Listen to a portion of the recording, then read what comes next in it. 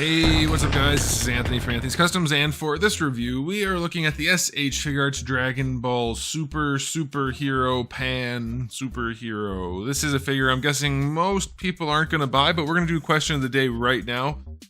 Did you want this and are you going to buy it? To me, I could not care less about Pan. It's amazing to me that we got a figure of this character before we got a figure of any other character that we haven't had yet. This is nuts to me. And it's a tiny little goofy figure that just seems silly. So I don't get it. I don't know, but I'm gonna review it because I review all the Dragon Ball figures except for Kid Chi-Chi, for obvious reasons. So let's go ahead and get it off the stand and take a closer look. Now that I think about it, I think I might not have reviewed Jackie Chun. Well, maybe I did. I don't remember. I have it. I should have reviewed it if I didn't. That's weird. Okay, so this figure stands about 3.5 inches tall. That's going to make it roughly, we'll call it 9 centimeters. It's probably just shy of that, just for scale purposes. Here she is up against a 1/12 scale figure. It's a very, very tiny figure. All right, we already did a question of the day, so let's get into the aesthetic. Well, the head's probably too big. They do that for all the kids that they make figures of, all the small characters, their heads end up being too big. I think that's probably the case here, but when it's not next to like one of the regular adult characters, it doesn't look too bad. It looks reasonable like anime. But then when you're gonna see Gohan next to her with a head that's half as big, it just looks insane. But that's kind of the way anime is anyway, so whatever. I don't care that much. I'm sure a lot of you do. Question of the day number 2. Do you care? Okay, let's talk about the rest of the aesthetic. The shirt is pretty glossy. On the purple parts, doesn't look great. The paintwork for the logo and lettering is okay. Paintwork for the purple to the white, not great. Face paint, pretty darn good, honestly. That looks pretty good. I like that. There's no shading anywhere. Paintwork down here, not as clean as it could be, that's for sure. And it is a premium Bandai release. People like to note premium Bandai doesn't mean they're better figures. I know that, but they also cost more, so they should be made at least as well as standard releases. This one seems to be average at best. Aesthetically, it's acceptable, but not impressive in any way, and in other ways, it's a little bit disappointing. So I'm going to give it a 7. There's nothing really terribly wrong with it, but there is actually, you know what? I'm going to go down to 6 because I forgot about the arms. The arms are laughably bad. We'll look at those real quick now, even though we're going to have to talk about it in the articulation section. Her arms are just abysmal. So you get this forearm piece, it swivels around this part of the elbow, so it's a split hinge, just 2 sides, not a centerpiece. And then we have the upper arm, which isn't sculpted at all. It is just joints that tuck into the shirt, which could have been way higher so that there was actually a sculpted arm.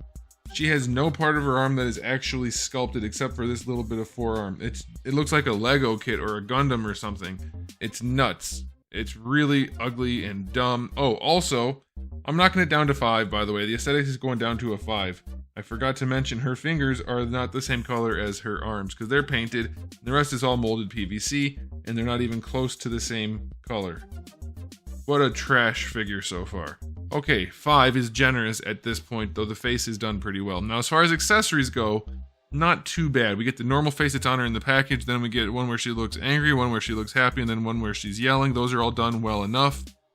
You do get alternate head pieces, so you have the normal one, and then you get the windswept one. That's pretty cool. For hands, you get the 2 fist hands, then you get 2 sets of style pose hands, and 1 set of gripping hands for her water bottles, which are done surprisingly well. These water bottles are the best thing in the package by far.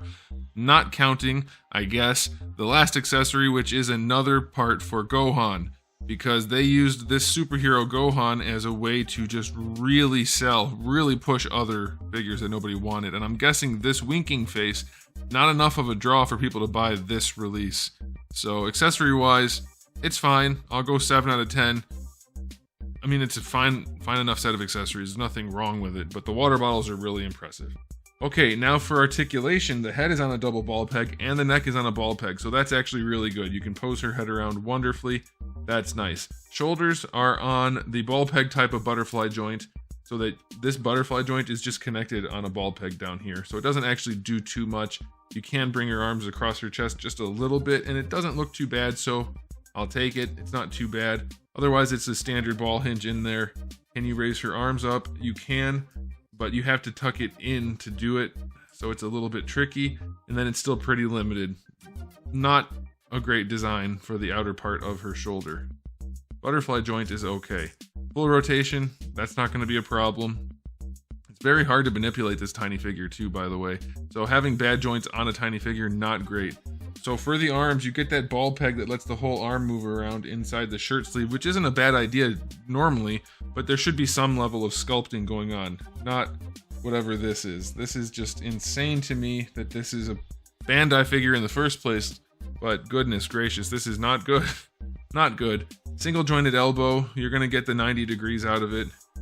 Looks okay from the outside-ish, but goodness, it's not good. These are just floating pieces because the hands are just on the ends of ball pegs.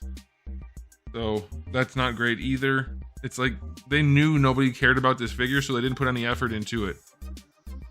I really hope people don't buy this. It's pretty rough. So the torso is split completely. She has a ball peg up at the top of the purple part up in there, so you can move that part around. Like for some posability, I guess, but realistically, the shirt's tight enough that it's not going to do anything. So that blows. Hips are on little tiny ball sockets. They go out to the side about that far. They go forward. Not very far at all. They go back. Not very far at all. Pretty limited range there. Single jointed knee.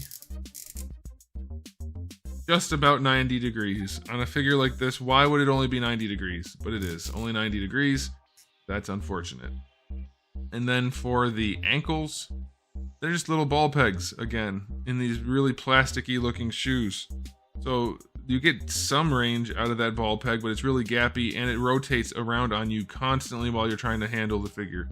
So that blows. And then the toe hinge is really loose. That blows. This figure is hot garbage, which is unfortunate. This figure is really bad. Articulation gets a 5 out of 10, and that's being very generous. I know it's hard to articulate a little tiny figure, so that's why I'm being a little bit generous, but this is not good. This is not a good release. Not good at all. Final rating for this figure that I really don't want to handle anymore, and I don't even want it in my collection.